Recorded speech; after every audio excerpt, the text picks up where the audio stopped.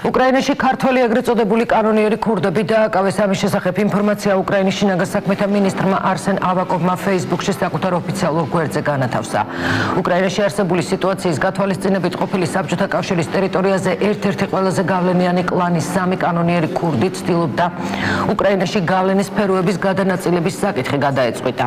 შინაგან საქმეთა სამინისტროს ოპერატიულმა მუშაკებმა ხელი შეუშალეს ქურდების შეხვედრას და ყველა მათგანის დეპორტირება მოხდება. კანონიერი ქურდების ხელისუფლება უკრაინაში არ იქნება ისევე როგორც მათ არ ექნებათ გავლენა ქვეყანაში მიმდინარე პროცესებზე. ჩვენ არ მივცემთ უფლებას ბანდიტებს პარაზიტობის უფლებას, რათა ხელი მოითმონ უკრაინაში არსებულ სირთულეებზე. წერს ავაკოვი. მისივე ინფორმაციით ქურდების შეკრება ორგანიზებული იყო მერაბ ჯანგველაძის მიერ. შეხვედრის მონაწილეებს შორის იყვნენ ქუთაისის მკვიდრი 38 წლის ეგრეთ წოდებული კანონიერი ქურდი მეტსახელად ვატია. 33 წლის ლავასოღლი ბათუმსკი, რომელიც ბოლო წელიწადნახევრის განმავლობაში უკრაინის ტერიტორიაზე 4-ჯერ დააკავეს.